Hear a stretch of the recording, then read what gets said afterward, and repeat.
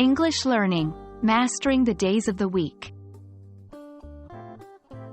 Hello everyone. Today, we're going to focus on something we all encounter every day: the days of the week. If you've just started learning English, this video is perfect for you. This is a fundamental topic in understanding dates and calendars, and it is incredibly important when communicating in English. So, let's dive right into it. English, like many other languages, has 7 days in a week.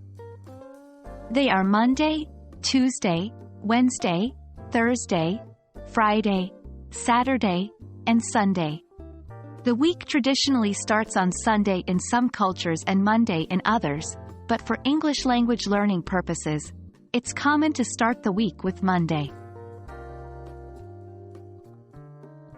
While it's easy to mix up the spelling of the days, remember that all of them end with day. Let's break them down. Monday, Monday, the first day of the working week. Tuesday, Tuesday day, the second working day. Wednesday, Wednesday, but it's pronounced Wednesday. A little tricky, isn't it? Thursday, Thursday day, coming towards the end of the work week. Friday, Friday, the last working day for most people. Saturday, Saturday, usually the first day of the weekend. Sunday, Sunday, typically the day of rest. Often, we associate certain days of the week with specific activities or feelings. For instance, Monday is typically the start of the work or school week, which can be tough for some people. On the other hand, Friday is often associated with a feeling of relief, as it signifies the end of the work week and the beginning of the weekend. Here's a simple sentence to help you remember the sequence of the days.